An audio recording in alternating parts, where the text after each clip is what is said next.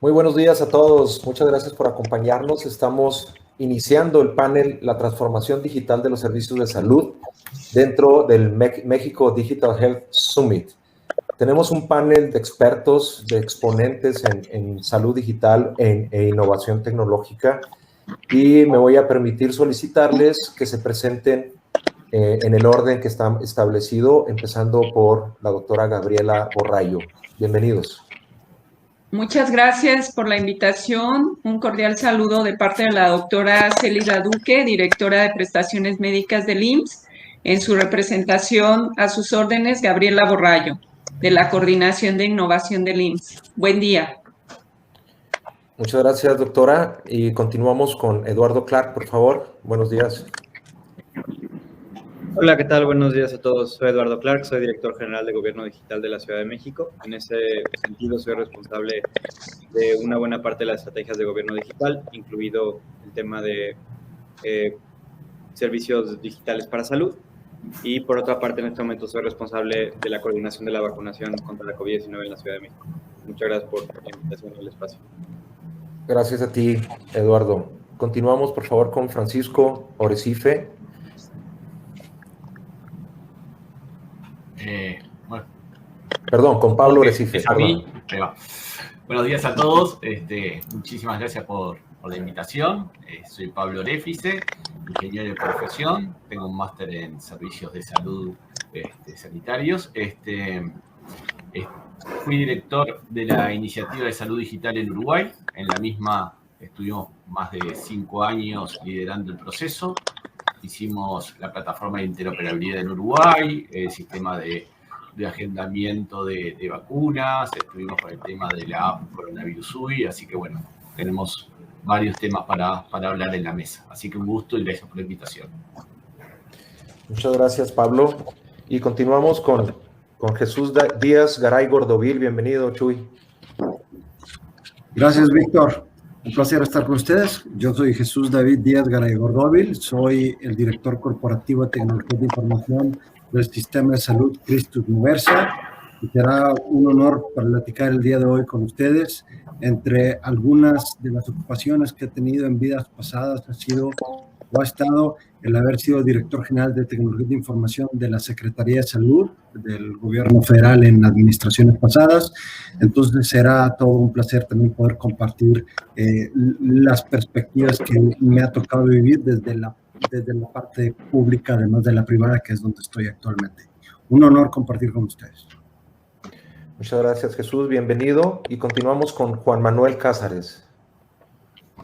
Hola, un gusto a todos. Yo soy Juan Cáceres, director general de Edicare, tecnólogo de nacimiento, empleado de ATP hace bastante tiempo y desde hace 6 años especializado en la salud digital a través de Edicare, mejorando la calidad de vida de las personas a través de oírlos y escucharlos con los wearables y lograr que mejoren su calidad de vida. Gracias. Muchas gracias, Juan. Continuamos con Francisco Salcedo, por favor. ¿Qué tal? Buenos días. Yo soy director general de Servicio y Venta de Insumos Médicos Especializados. Somos una empresa ya con más de 2 décadas de experiencia en el ramo. Estamos en los ramos de imagenología, quirófano, patología, entre otros. Mucho gusto. Muchas gracias, Francisco. Y enseguida le damos la palabra a Francisco Baclori. Adelante, por favor, Francisco. Buenos días, Víctor. Muchas gracias por la invitación. Yo soy Francisco Baclori, director ejecutivo de Digipath. Somos el primer laboratorio de patología 100% digital en México. Y nos da mucho gusto estar con ustedes.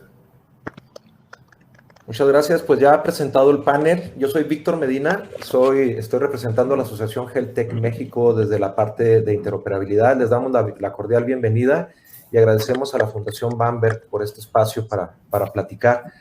A mí me gustaría iniciar con una pregunta abierta. Es una pregunta que no es sencilla, tal vez, pero que es muy importante en estos tiempos. ¿Qué le hace falta a México para que evolucione en la salud digital en general? Y que pueda alcanzar a otros países que en este momento son exponentes en Latinoamérica. Si gustan levantar su mano o decirme quién quiere participar, adelante. Adelante, Juan, por favor. Si quieres primero la doctora, que también me levantó al mismo tiempo. Adelante, doctora Borrallo, adelante. Muchas gracias. Sin duda, la salud digital todavía la tenemos retrasada. Que nos falta la conexión entre los sistemas y que realmente sí hagamos la atención bajo todos los esquemas de digitalización. Creo que la pandemia nos ayudó un poco en ese sentido y hoy hemos migrado a algunas herramientas digitales para la atención. Gracias, doctora. Adelante, Juan, por favor, con tu participación. Muy bien, entre las muchas cosas que pueden llegar a estar haciendo falta, yo quisiera hacer hincapié en una que a nosotros particularmente nos ha dolido mucho, ¿no? Y es el tema de, por ejemplo, estando en temas digitales, análisis de data, ese famoso identificador único del paciente, ¿no? Nosotros hemos sufrido mucho porque en México, yo no soy mexicano de nacimiento, vivo hace 20 años en México y en otros países cuentan con algo que se llama la cédula de identidad, que eso te permite identificar de forma única al paciente. En México podemos ir desde el CUR, el RFC, el número de línea, el número de licencia, hasta inclusive el número de teléfono. Entonces, un tema de organización en ese identificador único que nos permita correlacionar mejor la información y no sufrir tanto para preparar todo esto que vamos a entregar a futuro, considero que es algo muy, muy interesante. Muchas gracias, Juan. ¿Alguien más que quiera participar con esta pregunta? ¿Qué le hace falta a México para avanzar en tecnologías de la salud? Adelante, Jesús, por favor. Yo estoy convencido de que lo que se requiere es un cierto nivel de voluntad política y mucha gestión y mucha coordinación. Los temas o lo que detiene actualmente, en mi opinión, de ninguna manera son aspectos tecnológicos. Todos los aspectos tecnológicos, todas las estructuras, todas las buenas prácticas, los estándares, puedo seguir por horas disectando los elementos que se necesitan, están ahí, ya funcionan, ya hay países que han logrado hacerlo, hay países que empezaron después que nosotros en México y lo terminaron haciendo antes que nosotros. Entonces, yo creo que es cuestión de que tanto el sector público como privado y la sociedad civil en general, sentando las bases adecuadas y reglas claras, incentivos, porque esa es otra cosa que es muy importante, y a eso me refiero con la parte de gestión, más que lo de voluntad política, estaríamos definitivamente en camino para poder hacer las cosas. Yo creo que las semillas y las bases en algunas áreas, tanto públicas como privadas, de buenas prácticas y ejemplos reales de la tecnología al servicio de la salud, tanto pública como privada, ya existe. Es un tema solamente de ponernos a trabajar y que haya algo de voluntad para juntarnos a todos. Muchas gracias, Jesús. ¿Algún otro participante que quiera hablar sobre el tema? Adelante, Francisco. Gracias, Víctor. Yo creo que parte muy importante es invertir. Si no hay inversión en el tema, es difícil lograr interconectarnos. Poniendo como ejemplo DigiPath, la inversión que se hizo a comparación de otros laboratorios de patología fue enorme. Sin embargo, ahora tenemos esta capacidad de interconectarnos con prácticamente cualquier laboratorio que tenga también digitalización en todo el mundo.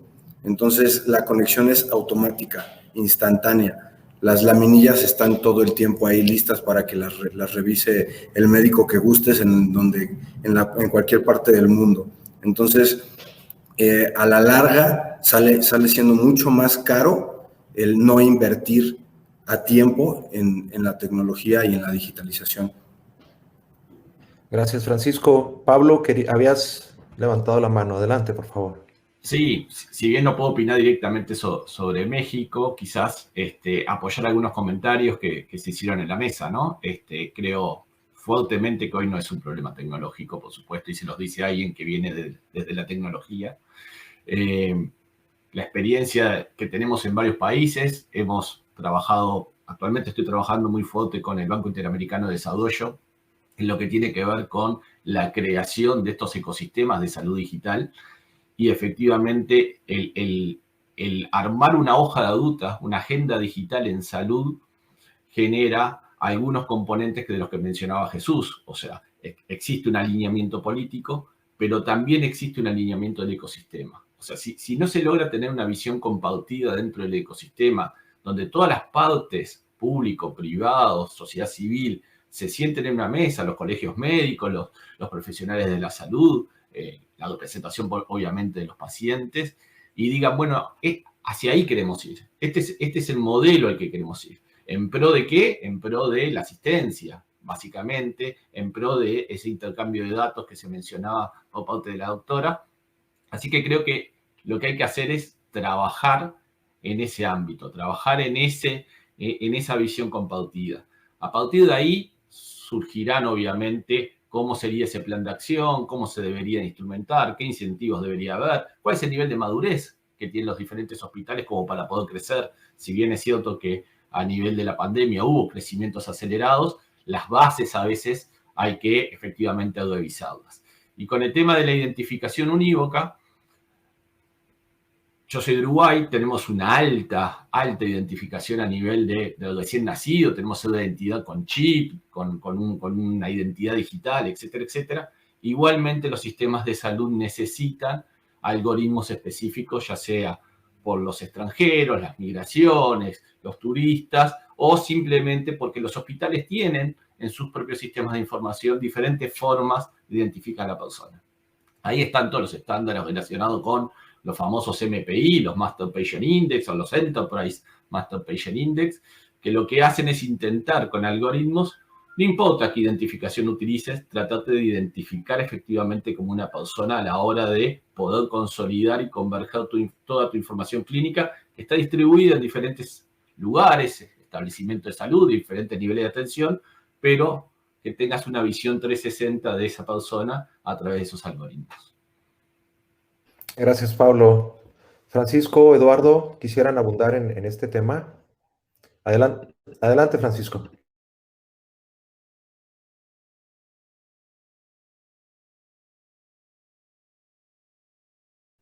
No se te escucha, Francisco. ¿Tienes apagado tu micrófono?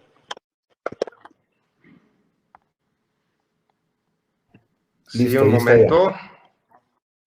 ¿Ya? ¿Me escuchan todos? Sí, nosotros desde el ángulo de proveedor, sector privado y gobierno, nos hemos dado cuenta que pues ha habido grandes inversiones en algunos rubros, pero hay otros muy descuidados y creemos que sobre todo un diagnóstico certero y oportuno. En México creo que está esto descuidado. Hemos visto muchos casos, por ejemplo, hablando en oncología, que en sector tanto público como privado hay rezagos de meses para darle un diagnóstico correcto y de calidad certero al paciente. Creemos que es un nicho donde hay mucha oportunidad actualmente y hay mucho que hacer. Creemos incluso que el ahorrar el tiempo, por ejemplo, en una paciente, digamos, con cáncer de mama, una atención muy oportuna, creo que hace la diferencia. Y lamentablemente hemos visto que hay un rezago en nuestro país, en el sector público y privado, en ese sentido. Y creo que es una oportunidad muy grande donde podemos mejorar en México. Muchas gracias. Eduardo, ¿quisieras comentar algo? Claro. Pues, bueno, una precisión particular. Creo que es interesante tener en este grupo de personas, en este panel, tanto sector privado y sector público, justo porque creo que hasta estamos en diferentes momentos y distintos entendimientos de lo que conceptualizamos como salud digital. Nosotros como gobierno, en realidad, seguimos, pues, varios años atrás pensando en soluciones que tal vez en la iniciativa privada son ya de hace una década. O sea, nosotros seguimos peleándonos día con día, porque es una pelea día con día, en temas más básicos que van desde el expediente médico electrónico y no han llegado a cosas más sofisticadas de telemedicina o cosas más de punta que están viendo en el sector privado. Sin embargo, es una deuda gigantesca que tenemos nosotros como gobierno, no solo a los ciudadanos, sino a nosotros mismos y a nuestro personal para operar de mejor manera y hacer mayor uso y mayor productividad a los recursos limitados que tenemos. La visión que a mí me ha quedado claro en este último año, que me ha tocado junto con el mismo IMSS trabajar en la atención a la pandemia, es que si algo positivo por lo menos nos puede quedar de la terrible tragedia humana que ha generado la pandemia del último año y medio, es que sí ha generado, por lo menos dentro del sector público, a mi entendimiento, y lo hemos hablado con todos los institutos, desde el IMSS, el ISSSTE, los de Seguridad Social del Ejército, hasta los de la ciudad, que son pues, para personas sin derechohabiente de seguridad social, sí ha sido un cambio en el cual nos ha hecho pensar a nosotros y repriorizar que tenemos que avanzar más rápido de lo que habíamos pensado. Si algo por lo menos nos puede quedar de la pandemia dentro de las terribles tragedias humanas, ha sido la importancia para nosotros de hacer uso de soluciones más modernas. Creo que será uno de los pocos positivos que tendremos este año y el pasado, que es la oportunidad para avanzar y que no nos vuelva a pasar algo similar, en el cual si vemos algo como lo que estamos viendo el día de hoy volver a ocurrir, por lo menos haber avanzado en los siguientes años para poder tener soluciones más eficaces para atenderlo. Desde los expedientes electrónicos, por ejemplo, les voy a decir el problema más grande que tenemos nosotros, que es la población de IMSS y la población de Ciudad de México como sistema de salud, pues población que a veces alguien tiene un trabajo formal, a veces cambia y no tiene trabajo formal, está brincando de derechohabiencia. Y nosotros no tenemos manera de compartir esa experiencia de expedientes entre la gente que son, al final del día, ciudadanos, independientemente de quién es el sistema de salud que los protege. Son el tipo de oportunidades que vemos en crisis como la que estamos observando en nuestro país y ojalá se vuelva una oportunidad para impulsar y acelerar cambio que se quedó pues rezagado durante más de una década. Muchas gracias, Eduardo. Pues bueno, ya dimos la primera ronda con las opiniones sobre las necesidades que tenemos en México en relación con la innovación en salud digital. Y pues hay muchas opiniones, hay muchos puntos de vista, como es toda esta problemática en realidad, ¿verdad? Tenemos la interoperabilidad, tenemos los avances, tenemos la necesidad de inversión, tenemos la necesidad de que haya una gestión adecuada, dependiendo del actor que lo esté platicando, todas las necesidades que tiene la población, aparte de la salud digital, el financiamiento, etcétera, ¿verdad? Y quisiera preguntarle a la doctora Borrallo, ¿cuáles son las iniciativas que tiene el Seguro Social en relación con salud digital y las prioridades que tienen al respecto? Gracias. Yo tenía 4 diapositivas, pero si no, se las platico. Nosotros sí contamos con el expediente electrónico en primer nivel de atención. Muy bien, muchas gracias. Ponemos la siguiente, por favor. El sistema SIF, que es el de primer nivel de atención, hoy está en el 100% de las 1.500 unidades de medicina familiar. Esto nos permite tener 72, ¿sí? Espera, que voy a compartir la diapositiva yo y así las puedo ir pasando según tú me vayas diciendo, ¿vale? Sí, adelante. Las comparto. Ahora un segundo lo hago. Gracias. Esto nos ha permitido en medicina familiar tener 72 millones de expedientes. Ya hemos logrado 1.800 millones de recetas y casi 80 millones de incapacidad. También el hecho de estar conectados con la farmacia, que el médico sepa qué medicamentos le va a recetar al paciente y la disponibilidad de los mismos. La siguiente, por favor. Eso nos ha ayudado y nos permite tener data al respecto. Hay otro expediente que es más hacia segundo y tercer nivel, que es el S. Ese lo tenemos, el expediente clínico electrónico, en un 83%, que nos ha permitido tener casi 11 millones de expedientes, y también hemos identificado casi 2 millones de incapacidades. Y bueno, eso es muy importante para todo el tema de la atención, tanto en primero, segundo como tercer nivel. Aquí lo que yo comentaba es la conexión entre esos dos para que pudiéramos jalar toda la información de primer nivel hacia el segundo nivel y tercero, de manera que ese es uno de los retos. En cuanto al IMSS Digital, tenemos desde el 2013 1.228 millones de trámites. Aquí lo que más se ha fortalecido es la cita médica digital. Hoy, a través de esta aplicación, el paciente con su número de seguridad social, que es el ID único que tenemos para nuestros derechohabientes, ese es lo más requerido. También tenemos la ubicación de los inmuebles, que ahorita les voy a presentar un ejercicio que tenemos en Código Infarto, y también la consulta clínica, que eso ya hoy durante la pandemia se ha fortalecido. Entonces, tenemos un sistema electrónico de historia clínica y también el IMSS Digital. ¿Me pasa la siguiente, por favor? Bueno, les mencionaba que durante la pandemia esta consulta del médico familiar directo al paciente ya lo tenemos en 270 unidades de medicina familiar, prácticamente en todo el país, en 468 consultorios, y hoy tenemos más de 50,000 consultas. A los pacientes les gusta mucho ahorita, sobre todo en esta tercera ola, porque pues evitan ir hacia la exposición por el temor a contagiarse. También hemos identificado durante todo el proceso de la pandemia algún rezago quirúrgico, que ya tenemos un piloto donde el hospital de segundo nivel lo presenta a tercer nivel cuando se trata de un procedimiento de alta especialidad. Se presenta el caso de manera digital, las imágenes. Cuando se acepta, el paciente solamente acude a su valoración preoperatoria y al procedimiento quirúrgico. En algunos casos se hace en esa misma visita.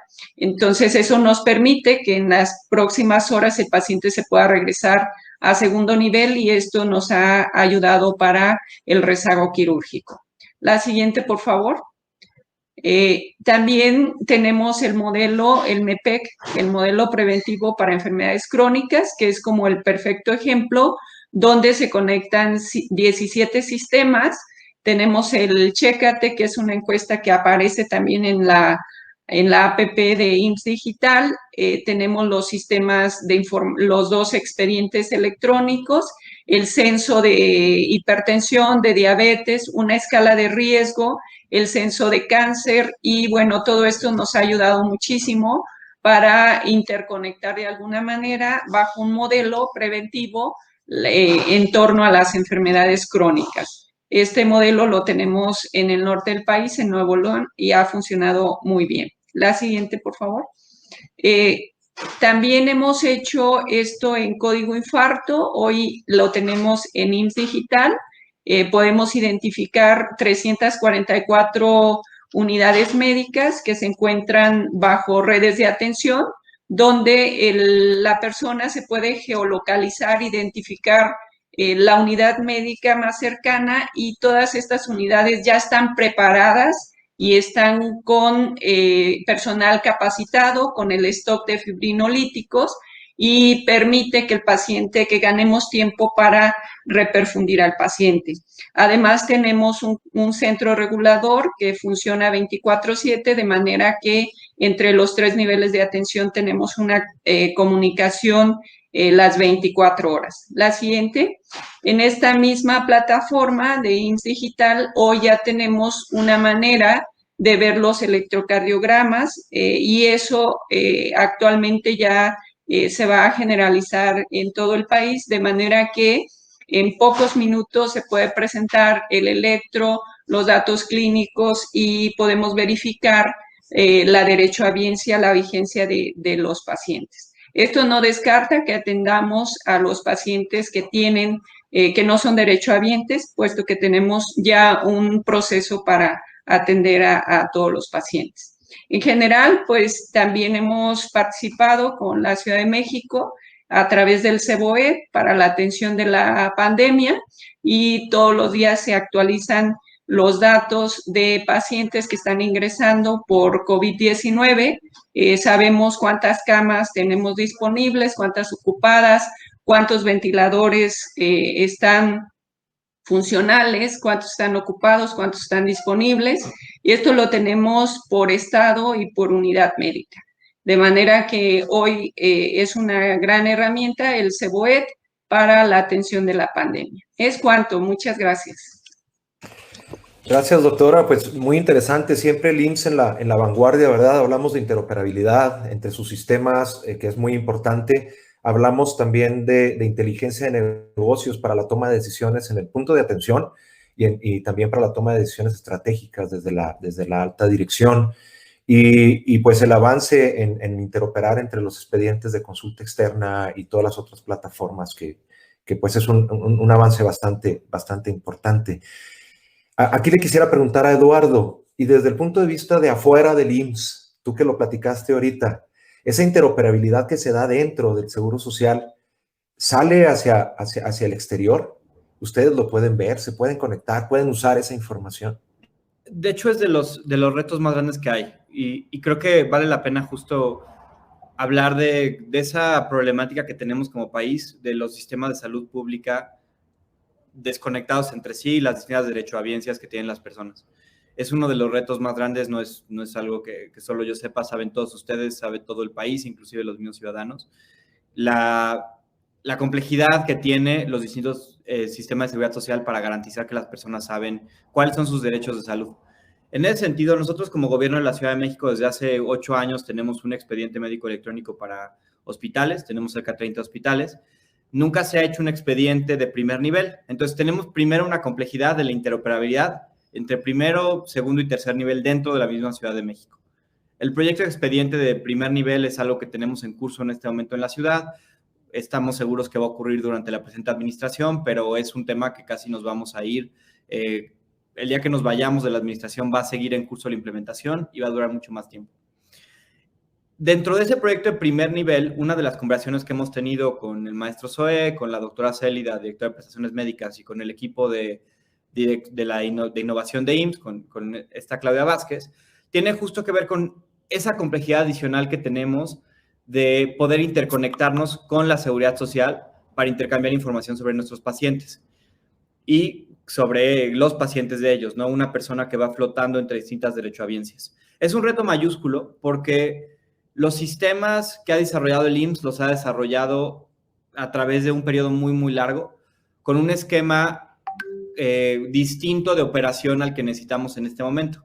Por ejemplo, el tema más claro de expediente de primer nivel de ellos es que los expedientes viven normalmente en las UMFs, la información, y tienes que hacer un sistema federado de transmisión de información para que nosotros pudiéramos consultar en tiempo real a la hora que llegara una persona a una de nuestras clínicas y dijera que él fue beneficiario IMSS.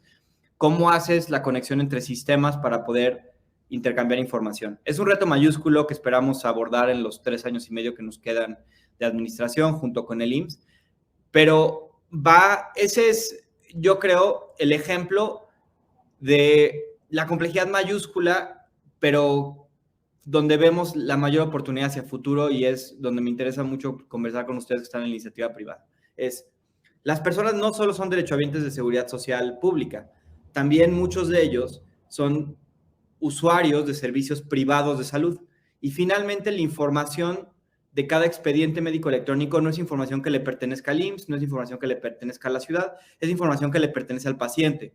El paciente es dueño de su historial médico, no nosotros como unidad gubernamental o comunidad administrativa.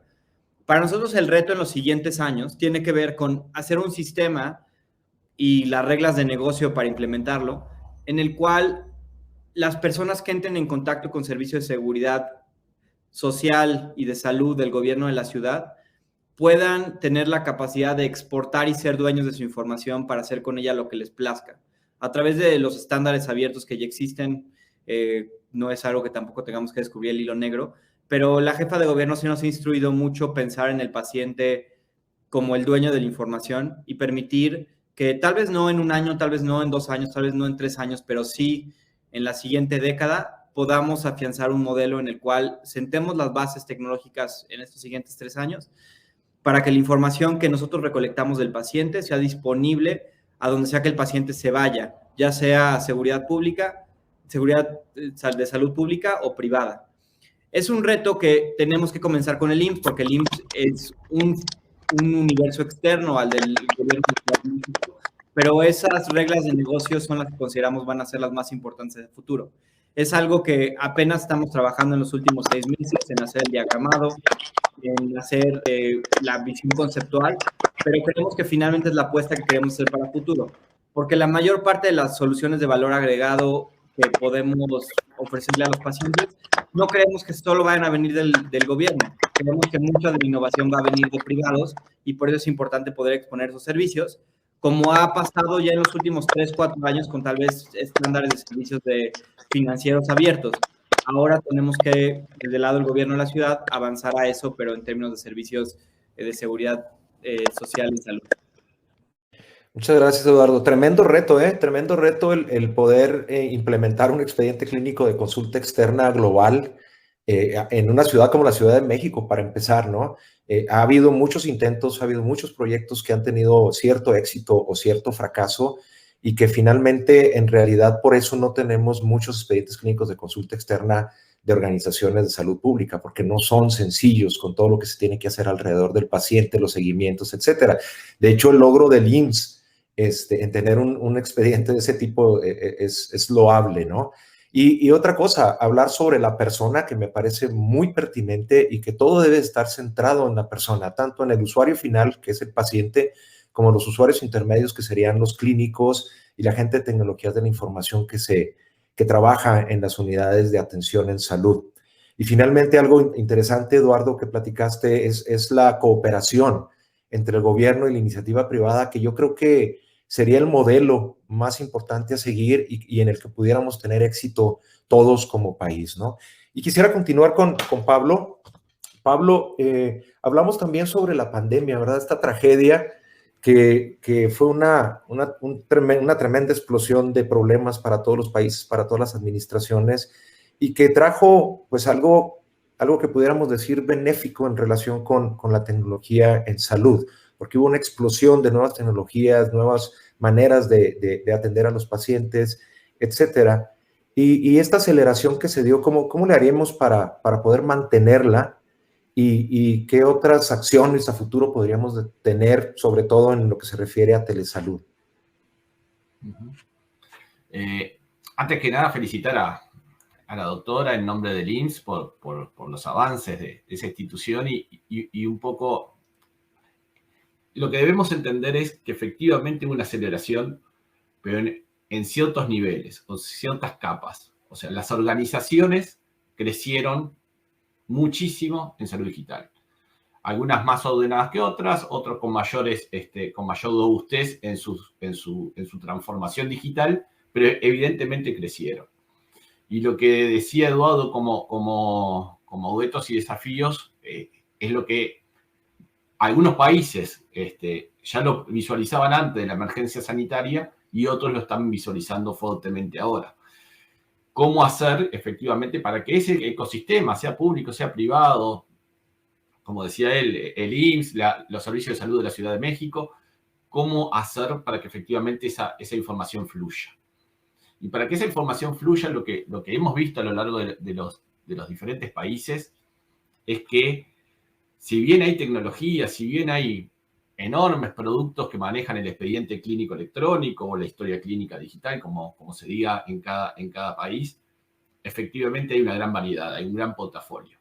Pero en algún lugar hay que ponerles un punto en común. Y ese punto en común son los estándares.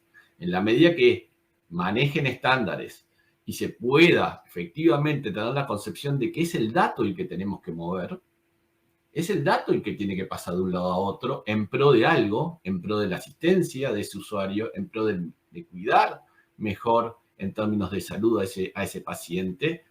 Ahí es que empezamos a achicar el problema. Ya no miramos el sistema como tal, que efectivamente lo tiene que tener, pero empezamos a mirar cómo movemos ese dato.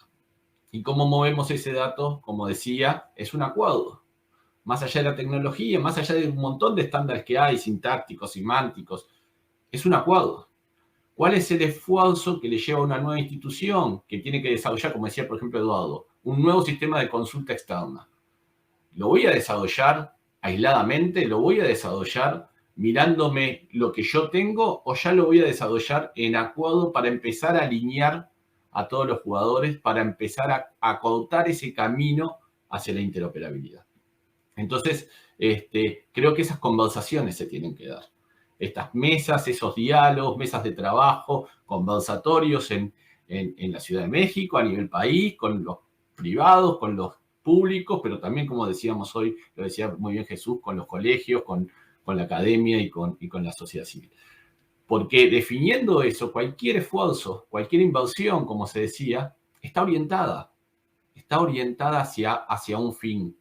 Y cada uno va a seguir manejando sus tiempos, cada uno va a seguir manejando su aceleración, poniendo más servicios, pero empiezan a alinearse, empiezan a converger hacia un status quo de una definición de guías técnicas, de una definición de guías de interoperabilidad, de una definición de guía de datos semánticos a seguir. Entonces creo que esa discusión sería excelente si se puede empezar a trabajar para no frenar a nadie, sino para que sí avancen, pero con alguna especie de hoja de ruta mínima de esas bases fundacionales que se empiezan a seguir. Y cuando me preguntaba sobre la emergencia que estallaron los sistemas y todo, vimos muchas cosas. Vimos desde sistemas que implementaban, por ejemplo, una app, pero después que le hacían todo el rastreo de la persona o toda la clasificación para saber si era un sospechoso, la página final de esa app decía llame a su prestador de salud o llame o concurra a su establecimiento de salud. Esa falta de integración que por suerte en otros países estuvieron, donde directamente se derivaban esos casos a las instituciones de salud, es los beneficios de una transformación digital más robusta, más madura, que creo que se tiene que empezar a llevar adelante. Mirarse cada organización hacia adentro, simplemente, al final, mirarse cada organización hacia adentro si los procesos que llevó adelante de telesalud, si los procesos que llevó adelante de digital para darle soporte a la emergencia sanitaria, efectivamente son procesos sostenibles. Si tienen resiliencia, si son procesos sostenibles, si efectivamente hay un acompañamiento o se van a dejar de usar después de la emergencia sanitaria. Entonces hay que darle todo ese contexto, pero un contexto desde la gestión y desde la auditoría sanitaria para que esos procesos se mantengan. Quizás no en el uso de la emergencia sanitaria en sus porcentajes altísimos de uso, pero no podemos volver a cero. Entonces tenemos que estar en ese equilibrio, mirando la calidad, cuidando mejor, con buenos costos, utilizando las tecnologías de la información, pero con un entorno, ambiente económico, financiero y legal, responsabilidad, que soporten esos procesos. Ese me parece que también es parte del desafío que está por venir. Muchas gracias, Pablo. Totalmente, ¿no? El hype que tiene ahorita la telemedicina y algunas otras tecnologías en la atención en salud, quién sabe si pase la prueba del tiempo, dependiendo de muchas cosas. Y seguramente lo más importante es la sostenibilidad de estos proyectos, ¿no? Y la trascendencia en el tiempo y a las personas. Y creo que tenemos que hacer un esfuerzo en un ecosistema completo en donde haya participación de todos los actores y se defina un modelo específico que tenga esas cualidades, ¿no? La trascendencia y la sostenibilidad. Y ahí hay muchas asociaciones, organizaciones, el propio gobierno que debemos participar para poder lograr estos objetivos.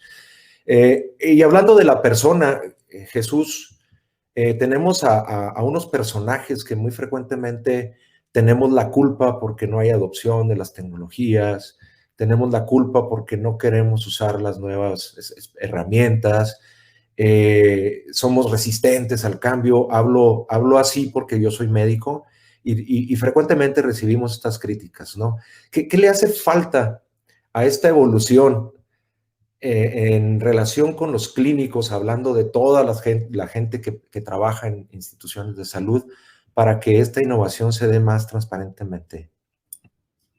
Bueno, faltan muchas cosas, pero tratando de centrarnos un poco en tu pregunta, que es en el personal clínico, yo creo que es la mayor adopción, formalización, inclusive creación de currícula dentro de las universidades para incorporar habilidades o herramientas formales educativas para construir lo que le llamamos la informática médica, ¿no?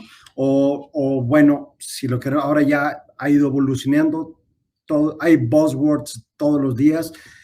Hace 15 años era informática médica, luego fue informática de la salud y se quedó estacionado en informática de la salud 5 años, ahora es salud digital, ¿no? Pero al final del día lo que estamos hablando es cómo asegurarnos que ese cuerpo clínico, que son los proveedores de la salud, que son los que están principalmente a cargo de la atención de la salud de los pacientes, y estoy hablando de médicos, estoy hablando de enfermeras, estoy hablando de farmacistas, estoy hablando de técnicos radiólogos, de todo el equipo de salud. Es importante que se cree y se forme una especialidad dentro de las áreas públicas y privadas de informática de la salud o de salud digital. Si no se dan estas condiciones, el nivel de adopción, que fue por donde empezaste tú, pero también el índice de penetración o la madurez digital del sector se va a dar, pero se va a dar a cuentagotas, porque va a estar hecho en base a mártires, a esa gente, ese administrador, ese visionario, ese informático que no desistió y se quedó muerto en la línea hasta que no adoptaron un expediente clínico electrónico, y que casos como esos, Víctor, tú y yo lo hemos platicado en otros foros, existen, pero la idea es que esto se haga algo muy ya común, de común adopción. Entonces, por lo tanto, y contestando concretamente, lo que es necesario es que cada vez más universidades, cada vez más hospitales públicos o privados desarrollen especialidades, porque especialidades médicas, algunos másters en temas de informática de la salud o de salud digital, para poder elevar, para poder hacer una mayor adopción. Y es justo decir que esto está bien documentado, esto no es un tema que ahorita esté yo un poco lucubrando de lo que está pasando. Ya sucede en nuestro caso muy particular, y perdón por ponernos de ejemplo, en nuestro caso muy particular, nosotros tenemos toda un área robusta, no es mucha gente, pero es un área bastante robusta de salud digital que no depende de mí, no depende del área de TI, depende del director médico, donde hay enfermeras informáticas, donde hay farmacólogos informáticos, donde hay bioestadistas informáticos, obviamente médicos informáticos, que ellos son los que lideran los proyectos, ¿sí? Son los que proponen los proyectos, no es el área de TI quien lo hace, ¿no? El área de TI es un habilitador, es alguien que acompaña, iba a decir un cheerleader, pero no, creo que somos un poquito más que un cheerleader, pero somos gente finalmente de soporte, porque entendemos nuestro lugar, que nosotros hacemos salud. Entonces, el lugar protagónico lo tiene que tener la gente que hace la salud. Si no hay esa formación, valga la redundancia o que suene un poco redundante, formal de la salud digital como una especialización o como un área de formación académica, va a ser muy difícil que podamos seguir creciendo también como país, ¿no? Entonces, hace un rato Pablo hablaba muy bien de temas técnicos como la interoperabilidad a través del uso de estándares que puedan permitir, pero también está la otra parte, ¿no? La parte formativa, la parte de la creación y la incorporación de habilidades nuevas en un sector que, como tú bien dices, Víctor, ya de entrada es reticente al tema de la tecnología, ¿no? Y lo digo con todo el respeto para el gremio médico. Eso sería mi aportación. Muchas gracias, Jesús. Hablas de la currícula también como puestos dentro de las organizaciones, ¿no? Un gerente de información médica o de informática médica, de salud digital, una maestría, un diplomado, una licenciatura o como en Estados Unidos una especialidad después de terminar la carrera de medicina, ¿verdad? Es correcto, estamos hablando de lo que comúnmente se le llama, el término más común es en inglés, y perdón por el anglicismo, es Chief Medical Information Officer, ¿no? Que es un gerente de informática médica, un gerente de servicios o un director de salud digital, ¿no? Esa función, ese perfil que es muy particular y que es de un médico que tiene una formación específica en el uso de tecnología, es importantísimo como elemento articulador y que provea el sustento y el valor a la organización para los proyectos de tecnología en salud. Muchas gracias, Jesús. Pues muy interesante lo que platicas y vamos a ir, fuimos de lo general a lo particular. Vamos a hablar de teleconsulta con Juan Manuel Cáceres. Platícanos, Juan Manuel, ¿cuáles son los beneficios de las teleconsultas para los profesionales y para los pacientes? ¿Es efectiva, no es efectiva? ¿En dónde se debe de usar? Sí, mira, en nuestro caso hemos visto, y tú lo decías, muy interesante, ¿no? Hubo un hype a partir de la pandemia de toda la adopción de teleconsulta, ¿no? Pero ese hype también trajo focos rojos, ¿no? Es decir, ya hay mucha teleconsulta que no está siendo tan normada o que no está siendo tan vigilada. Entonces, hay situaciones en las que se pueden enfrentar problemas como malos diagnósticos, etcétera, etcétera. Entonces, desde mi punto de vista y lo que es nuestro punto de vista es más que el no inventar el agua tibia. Si el hospital siempre ha sido ese referente de los doctores, de esas instituciones de salud, en nuestro caso nosotros nos dedicamos a habilitar hospitales para que sean esos proveedores de teleconsulta. ¿Por qué? Porque son gente que tiene procesos para certificar que el doctor que te está hablando es un doctor que tiene profesionalismo y que te va a dar una teleconsulta profesional, por decirlo de una forma, ¿no? Entonces, yo lo primero que quiero es levantar esa alerta a quién a veces puede ser el que te esté dando una consulta o no, ¿no? Nosotros, en nuestro caso, hemos visto muy buenos beneficios. No quiere decir que solo la videollamada no sea eficiente. En nuestro caso, tenemos procesos de triaje donde la videollamada o inclusive el teléfono nos sirve para entender la situación del paciente y decirle: a ti no se te puede atender por esta vía, debes ir al hospital, vete ya, no podemos hacerlo. Pero así como hay gente que lo hace de buena intención, hay otras que están monetizando mucho este asunto de una forma u otra no tan profesional, ¿no? Entonces eso es un llamado a alerta. Otra cosa que hemos visto muy bueno y de verdad para nosotros el IMSS también ha sido un punto de referencia de eso es, si vas a dar una teleconsulta, cuenta con todo el equipo para que un especialista pueda dar esa teleconsulta. Es decir, si está un otorrino, ten cámaras que le permitan ver al paciente, si está un cardiólogo, inclusive nosotros actualmente podemos ocultar de forma remota el paciente y lo puede escuchar el doctor, etcétera, etcétera. Entonces, eso es algo muy interesante. Yo lo divido como dos tipos de teleconsulta, la videollamada y la teleconsulta profesional, porque un especialista de reputación no accede a tomar o a realizar un diagnóstico a partir de solo una videollamada. Y esos son los dos primeros preocupaciones tanto del doctor como del paciente. El paciente dice, ¿recibiré un diagnóstico profesional en mi videollamada? ¿O el doctor actuaré de forma profesional? ¿Podré diagnosticar? Entonces yo les digo que para nosotros el tema de videollamada ha sido muy bueno en triaje inicial y en una consulta de seguimiento. Es decir, me tienes que hablar el resultado del estudio, etcétera, etcétera. En esas dos partes la videollamada ha sido muy efectiva. La teleconsulta profesional, donde contamos con equipo como ultrasonido, electrocardiograma, cámaras de alta definición, etcétera, etcétera, eso sí está siendo muy bueno para el especialista, inclusive en una primera consulta, que es como la más difícil de adoptar. y las consultas de seguimiento se han dado muy bien. ¿Ha sido una bala de oro que funciona para todo? No, eso no es cierto. No todos la han asumido esto, y hay focos donde nosotros hemos visto que se adopta muy bien. Pacientes que no quieren ir al hospital, sea por tema pandemia. Pacientes que no pueden ir al hospital. Hemos tenido pacientes de 80 años con postoperatorio oncológico que realmente es imposible ir al hospital. Entonces, contar con este tipo de telemedicina se le hace muy bueno porque su doctor se puede conectar y la puede diagnosticar correctamente.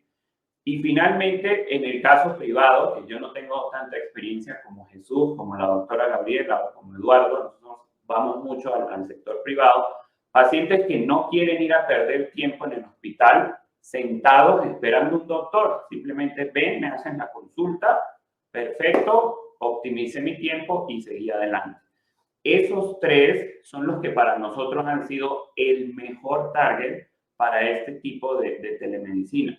Y finalmente, englobando la telemedicina no solo como la teleconsulta, hemos adoptado también estrategias de monitoreo remoto del paciente. Entonces, esto nos ha ayudado a que pacientes a través de wearables, a través de dispositivos conectados, etcétera, etcétera, mejoren su calidad de vida, han logrado reducir las complicaciones en una hipertensión, en una diabetes. Y para nosotros es muy bonito porque cuando el paciente se conoce, él mismo empieza a tomar acción. Es decir, tenemos pacientes que solamente viendo el efecto de cambiar de dormir de 4 horas a 7 horas y mejorando su actividad física, han eliminado una de sus 3 pastillas diarias de hipertensión. Y eso es beneficio económico y es beneficio médico, directamente para el paciente. Todo trabajado en conjunto con su cardiólogo, en conjunto con su endocrinólogo, es decir, empoderando al paciente a través de todas estas herramientas digitales, es donde logramos esa mejora directa del paciente. Entonces, sí existe un beneficio médico y un beneficio económico de hacer la telemedicina dentro de los pacientes, viva con un padecimiento crónico o no. Gracias, Juan. Pues pasaste de cosas tan básicas como la normativa, el definir qué es una teleconsulta, qué es una telemedicina, qué es una teleasistencia, el empoderamiento del paciente para que haga autogestión de su atención en salud, que también hay cierta resistencia desde el punto de vista clínico, y de muchos otros factores que pueden dar el éxito. Y finalmente que tenemos que definir no solo lo que podemos hacer, ¿no? Sino también hasta dónde debemos llegar o lo que debemos hacer, que es algo muy importante en esta evolución. Gracias, Juan. Francisco, hay una tecnología que tiene mucho tiempo manejándose en salud. Yo creo que es de las más antiguas, que es la digitalización de la radiología. Y tú conoces bastante de eso. ¿Qué ventajas tiene sobre la radiología no digital, para no decirle de otra manera? ¿Cuál ha sido la evolución acá en México? ¿Qué tenemos en el futuro? Pues mira, es muy interesante la evolución en México. El primer equipo de rayos X se instaló en 1896 en México, en San Luis Potosí, y meses después en la Ciudad de México. Y bueno, ha habido una evolución ya de más de un siglo. Y pues sí hay que decirlo, el Seguro Social ha estado a la vanguardia. De hecho, en nivel gobierno fue el IMSS el primero en el Hospital de la Raza, recuerdo, creo que fue con Genaro Borrego cuando fue director del IMSS, que se transformó o inició esa transformación a la era digital. Y actualmente, bueno, es un ejemplo este instituto y otros más en México también ya iniciaron desde hace ya décadas esa transformación a la era digital y que tiene muchísimas ventajas. Obviamente hay también la teleradiología, se puede hacer un diagnóstico a distancia. También esto permite lugares muy aislados que se tome una radiografía y se haga el diagnóstico, digamos, en otro lugar, ¿no? En la Ciudad de México, Monterrey, etcétera. Y ahora lo que viene creo que es muy interesante también, que ya viene la inteligencia también artificial. Esto va a asistir en el diagnóstico, nunca va a sustituir al radiólogo o a la persona que interpreta, pero ya va a asistir en un diagnóstico más preciso para poder, en cualquier ámbito, ya sea una radiografía, una tomografía, una resonancia magnética, etcétera, para poder llegar ya con más precisión al diagnóstico. Entonces, creo que estamos por ver cambios tecnológicos dentro de muy poco, muy interesantes y que van a tener un impacto también en la salud.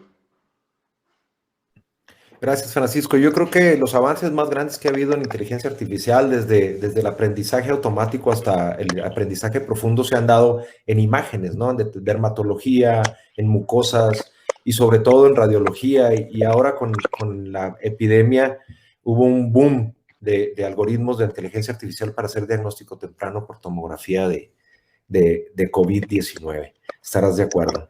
Muchas gracias, Francisco. Gracias. Gracias, Francisco. Y continuamos con Francisco Bachori, se dice, ¿verdad? Que nos platiques de un tema que es tu especialidad, ¿no? Que es la patología digital. Y aquí me gustaría que nos platicaras sobre el costo-beneficio, que creo que es algo muy importante de utilizar imágenes digitales en patología en lugar de hablar de laminillas en vidrio. Claro que sí, Víctor, muchas gracias. Pues mira, en primer lugar, yo creo que el simple hecho de con la patología digital, tú tienes acceso a tu laminilla, porque está en la nube, puede estar en la nube, entonces puedes acceder a tu patología cuando gustes, de donde gustes, ¿no? Eso es un paso increíble porque hoy en día nos ayuda a solucionar muchos problemas, por ejemplo, en regiones lejanas de difícil acceso, en donde tal vez no se puede tener un patólogo para hacer un diagnóstico. Si se utiliza la digitalización, un patólogo en otro centro operativo puede hacer el diagnóstico y el análisis de forma inmediata, ¿no? En cuestión de minutos. Tenemos la telepatología para segundas opiniones, por ejemplo. Hay muchas veces que se requiere una segunda opinión de una patología, de una laminilla que es complicada de diagnosticar, y hoy en día se manda la laminilla físicamente a donde esté este especialista que va a hacer la segunda opinión. Con la telepatología podemos hacerlo de forma inmediata, inclusive se puede hacer una sesión en donde ambos especialistas estén revisando la misma lámina y comenten al respecto en conjunto, ¿no? Tenemos muchas herramientas de apoyo al diagnóstico, como mediciones. Se pueden hacer mediciones de lo que se ve de la patología de cada laminilla. Se pueden hacer, resaltar áreas de interés para hacer anotaciones. Tenemos lo que mencionaba mi tocayo, inteligencia artificial para muchas cosas que pueden salvar vidas, como conteos celulares, ¿no? Tenemos algoritmos para ciertos tipos de cánceres que por medio de la inteligencia artificial evitamos el error humano. Ha habido estudios en donde se encuentra que la desviación puede llegar a ser hasta de un 40% en temas de conteo celular que determinan el grado del cáncer en el paciente. Entonces, pues son herramientas que salvan vidas. También tenemos el tema de almacenamiento. Hoy en día, por norma, debemos guardar las laminillas al menos 5 años. Esto significa, pues, tener un bloque de vidrio que puede pesar toneladas, almacenado en algún lugar en condiciones adecuadas, y pues por más que cuides estas partes, las laminillas sufren deterioro y ya no lucen igual a los 5 años que al principio, ¿no? Entonces, al poder almacenarlos en la nube, tenemos acceso a la misma calidad de la laminilla todo el tiempo, para siempre. Los tiempos de entrega pues son otros, nos ayuda mucho si el patólogo no está en el laboratorio porque se fue a una convención o se fue a un congreso, pues en la tarde-noche puede hacer sus diagnósticos en línea, conectarse en donde sea que esté, puede seguir trabajando, evitar retrasos mientras están fuera. Vaya, un patólogo que no tenga laboratorio podría trabajar desde la playa con su lab, diagnosticando, así de sencillo, ¿no? Podemos imprimir las imágenes en los reportes, ¿no? Las áreas de interés específicas se pueden imprimir en los reportes patológicos, cosa que pues, hoy en día no se puede hacer y es de gran ayuda. Y una parte que a mí me gusta mucho, que es la parte de academia, ¿no? En la parte para academia tenemos un montón de herramientas nuevas para compartir y para hacer un networking entre alumnos, entre estudiantes, entre residentes, médicos tratantes, especialistas, patólogos, proveedores, clientes, entre todos. Podemos hacer sesiones en vivo de la patología y de casos especiales para difundir y aprender y avanzar y solicitar nuevas opiniones. Hoy en día esto solamente se hace con microscopios que tienen muchas cabezas, cada cabeza es para un estudiante, pero el más grande que conozco yo tendrá una docena de cabezas, entonces estás limitado a 12 personas que pueden estar viendo lo mismo que el que presenta, ¿no? Entonces, podemos plasmar las imágenes en una pantalla, hacer una reunión virtual como la que estamos haciendo ahora, donde veamos la patología y pueden estar conectados cientos hasta miles de patólogos viendo lo mismo, opinando al respecto. Entonces, la parte de academia me parece que es de las partes más importantes en las que tenemos un avance importante con la digitalización de la patología. Muchas gracias, Francisco. Bien interesante. Yo recuerdo mis años de servicio social en los que era una pesadilla andar llevando y trayendo las muestras de Papa Nicolau, ¿verdad? Y el almacenamiento y que se echaban a perder, etcétera. Y con esto pues podíamos lograr un acceso mejor, un diagnóstico más rápido y a lo mejor incluso más preciso, ¿no? Quiero cerrar, nos queda un poquito de tiempo todavía en el panel. Y creo que de las cosas más importantes que hablamos todos es de la interoperabilidad, pero no solo la interoperabilidad tecnológica, ¿no? Sino la interoperabilidad entre las personas, entre las organizaciones, para que vayamos hacia el mismo lugar, que tengamos la misma idea y todos trabajemos en conjunto desde nuestro nicho, desde nuestra trinchera. Y algo también centrado en la persona es la información del paciente. Yo creo que muchos de los que estamos aquí tenemos un sueño de que exista un expediente clínico personal que viaje con el paciente, que lleve todo lo necesario de patología, de radiología, de consultas, de telemedicina, de lo que vieron en Cristus Muguerza o en la Ciudad de México o en Uruguay o en el seguro y que viaje con el paciente y sea accesible para todos, que la información esté en el punto de atención para lo que se necesita, cuando se necesita y solo la información que se requiera o más. Entonces quisieran un comentario final sobre interoperabilidad de todas esas capas y expediente clínico personal para cerrar el panel. Empezamos con la doctora Borrayo, por favor. Sí, efectivamente creo que esa es la clave, que el paciente sea dueño de sus datos, de sus estudios, de todas las evaluaciones médicas que ha tenido. Ese sería la clave, pero creo también en que además de que el paciente esté empoderado, esté educado.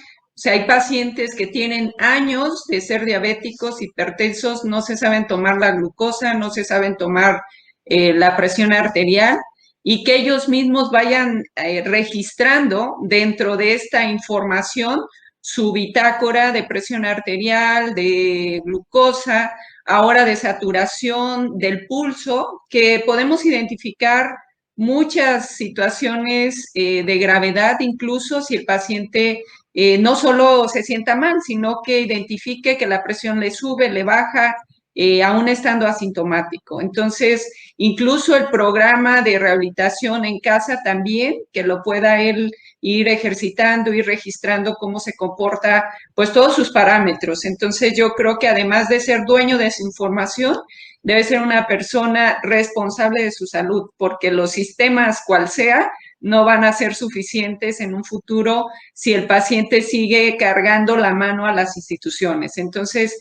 creo que tiene todos los derechos, por supuesto, pero también tiene que ser responsable de su salud y saber cómo está funcionando su organismo, su cuerpo. Es cuanto. Gracias, doctora Borrallo. Le voy a dar una vuelta al panel, voy a cambiarlas sobre las participaciones. Francisco Salcedo, por favor. Está apagado tu micrófono, Fran. Sí, coincido que, bueno, al final el paciente va en el futuro próximo, va a contar con un expediente clínico digital y creo que este se va a ir ampliando conforme vayan pasando los años. Actualmente, bueno, pues tenemos la parte de imagenología, otro tipo de análisis clínicos que están en el expediente, pero por ejemplo, yo creo que va a haber otras áreas que también en el futuro cercano ya también van a estar en este expediente, ¿no? Como también decía mi tocayo, por ejemplo, quien tiene cáncer va a tener también, por ejemplo, pues sus laminillas, sus estudios también en este expediente. Y para allá vamos. Creo que dentro pues, de las siguientes décadas va a ser ya totalmente digital la información del paciente. Vamos a ver muchas innovaciones. Cada día, como lo habíamos comentado, la inteligencia artificial va a jugar un papel más importante en todas las áreas de la medicina, no nada más en la imagenología ni en la patología. Creo que vamos a ver grandes adelantos en todas estas áreas. Muchas gracias. Gracias a ti, Francisco. Juan, por favor, Juan Cáceres, interoperabilidad humana y expediente clínico personal. Sí, mira, yo siento que hablar de temas de interoperabilidad tecnológica es algo que ya existe, como decía Jesús, es algo que ya los estándares están, todo está funcionando, etcétera, etcétera. Y algo que nos enseñó la pandemia es que la salud gubernamental y la salud no gubernamental pueden trabajar muy bien juntos.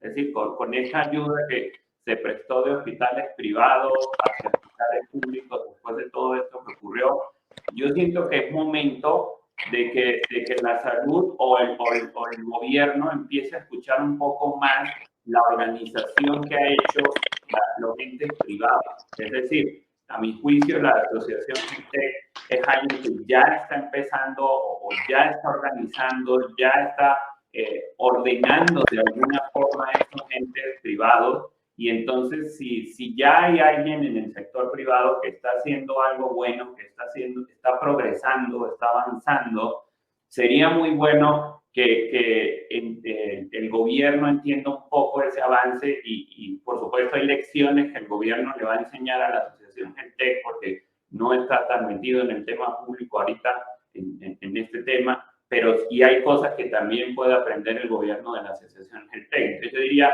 interoperabilidad humana, es decir, entender que alguien puede estar avanzando más en algo y por qué no aprender de ellos y hacerlo para el beneficio de todos los mexicanos.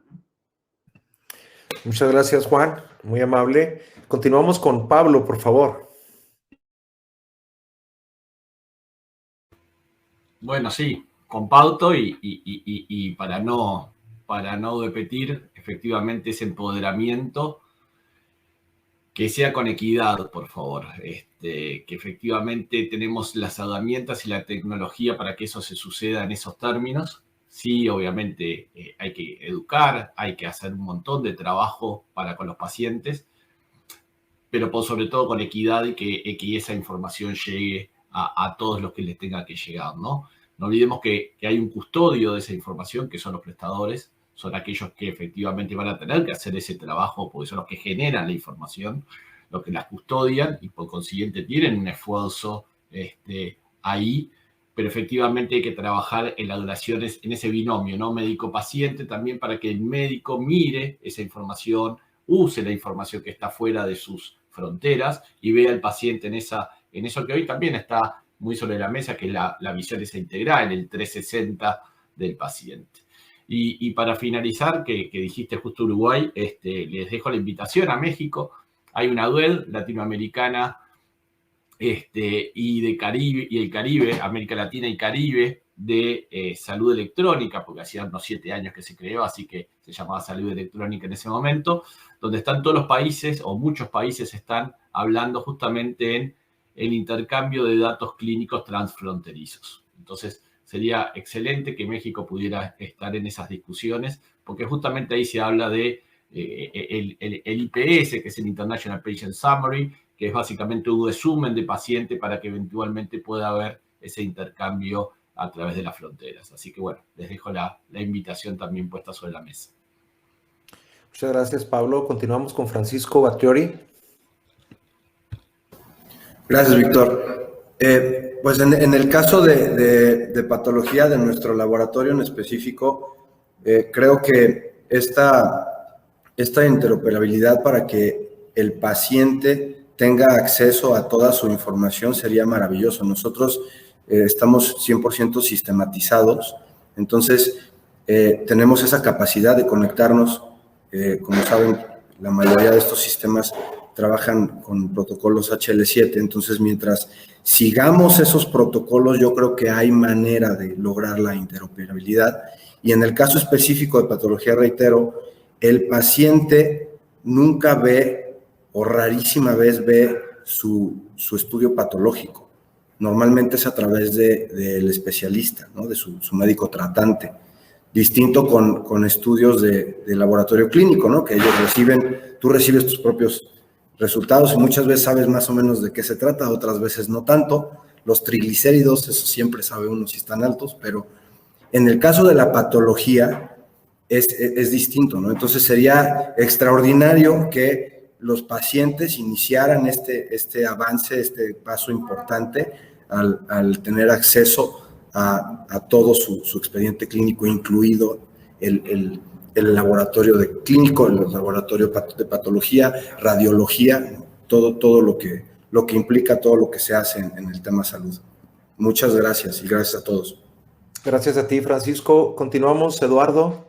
Interoperabilidad humana y expediente clínico personal. Claro. Y aquí me gustaría tal vez reiterar algo que mencionó, no me acuerdo si Francisco o Juan al principio de la sesión, que es, yo como gobierno de la Ciudad de México, hablando a título de institucional, me siento bastante tranquilo que en el lado tecnológico podamos implementar el expediente médico electrónico de primer nivel en esta administración. Desde el lado tecnológico. ¿Por qué? Las soluciones existen. Hay un marketplace bastante grande en el cual ya hemos visto 20, 30, la mayoría cumplen con lo que necesitamos, se compran y te la entregan. En realidad el reto para nosotros, porque es un reto que llevamos viviendo 8 años con el expediente médico electrónico hospitalario, es precisamente la implementación de parte del personal, la implementación en las clínicas e inclusive en algunos casos la misma aceptación de parte del expediente por parte de los pacientes. Por eso creo que el reto mayúsculo ya no me preocupa tanto a la hora que tengamos el sistema, poder generar los endpoints para cuando tengamos un modelo de gobernanza robusto, poder intercambiar. Me preocupa más bien los endpoints humanos, que es cómo en los siguientes 3 años pasamos a que los médicos, los enfermeros, el personal administrativo de las unidades sí lo use. Y creo yo que la gran inversión que tendrá que hacer la ciudad y cualquier institución de salud pública o privada va a ser precisamente en el cambio de cultura organizacional de parte del personal, no tanto en el lado de la inversión, que sí es cuantiosa, pero es una inversión. Lo más barato son a veces las cosas que podemos pagar con dinero y no lo que podemos y necesitamos meterle 5 o 6 años de tiempo continuo. Y creo que ahí es donde la presión, porque yo creo que es importante, aunque suene negativo llamarle la presión de parte del sector privado y del sector público externo a la Ciudad de México para meter de manera política la urgencia de implementar esto de manera rápida siempre ayuda a hacer que esos procesos de cambio organizacional se hagan más rápido. Cuando nosotros como gobierno tenemos presión porque algo importa, porque alguien está demandando un servicio o un derecho, es más factible que podamos hacer esos cambios organizacionales de manera rápida, aunque incorpore cierto grado de, no sé si llamarlo malestar, pero cierto grado de resistencia, aunque sea benévola y de buenas intenciones al principio de parte del personal médico. Muchas gracias, Eduardo. Yo creo que el sentido de urgencia es de las cosas que más mueven para la gestión y la estrategia del cambio, ¿no? Totalmente. Y cerramos con Jesús. Jesús Díaz, por favor. Interoperabilidad humana y expediente clínico personal. Sí, gracias, Víctor. Pues tratando de abonar lo ya dicho, que ha sido bastante y que prácticamente han cubierto todos los temas, y este último de la cultura organizacional creo que es imprescindible. Quizás podría nada más aportar algo como una reflexión, ¿no? O sea, es decir, para que se dé o se pueda crear el expediente clínico personal longitudinal, o sea, el que te acompaña a todos lados, para que se pueda dar esa portabilidad y esa convergencia, que son los dos elementos que se necesitan. El tema de interoperabilidad es condición sine qua non. O sea, es decir, si no existe la interoperabilidad, no se puede dar y no se puede generar a un largo plazo la creación de este expediente personal que te pueda perseguir, vamos a decirlo así, a todos los lugares que vayas. Eso hay que tenerlo claro. Y cuando digo interoperabilidad me refiero a ambas, ¿no? A toda la cultura y todo el cambio de mindset que se requiere para que las personas interactúen, que era lo que hablaba un poco Eduardo, hasta el tema de estándares como HL7, SNOMED y otros más que los muy técnicos conocemos bien el tema y que ya están en uso, como hace un rato Juan mencionaba. Y el último tema, y que creo que con eso quiero cerrar y es muy importante, es que el tema de la interoperabilidad genera un beneficio tangencial que es muy importante para nuestro país y para construir una salud pública sana, que es el aprovechamiento de la capacidad instalada. O sea, es decir, nos da la posibilidad de que si el IMSS tiene un expediente, el ISSSTE tiene otro, SEDENA tiene otro, si los CESA, sistemas estatales de salud, tienen otros, el sector privado tiene otro, la interoperabilidad nos va a poder hacer o permitir que ese intercambio de información nos evite en gente que está múltiplemente afiliado a diferentes sectores de salud, por ejemplo, que es muy común. De hecho, no hace mucho se hizo un estudio y se concluyeron que en promedio un mexicano estaba afiliado en al menos 2, a veces hasta en 3 sistemas de salud. Por lo tanto, el gobierno pagaba triple cuota, ¿no? Entonces, la interoperabilidad podría ayudar en ese sentido. Y la otra es, imagínense en la cantidad de estudios y en la cantidad de inversiones que tuviéramos o que nos evitaríamos si todos fuéramos interoperables y pudiéramos llevar la información, es decir, la portabilidad de un lado a otro. Entonces, yo creo que el tema de interoperabilidad es mucho más allá que el HL7 FHIR, que nos gusta hablar tanto de eso, sino que tenemos que verlo con una mentalidad digamos, de futuro, para poder decir, y esto lo repito como mantra, y tú, Víctor, me lo habrás oído decir 100,000 veces, y aquí va la 100,001, es el mejor elemento para poder democratizar la salud de nuestro país. Muchas gracias, Jesús. Les agradecemos a todos los panelistas con sus opiniones y sus aportes tan interesantes desde muchos puntos de vista. Quiero aprovechar a nombre de la Asociación HealthTech el invitarlos al esfuerzo que estamos haciendo para reinstalar el capítulo HL7 en México, que es uno de los hitos más importantes en interoperabilidad.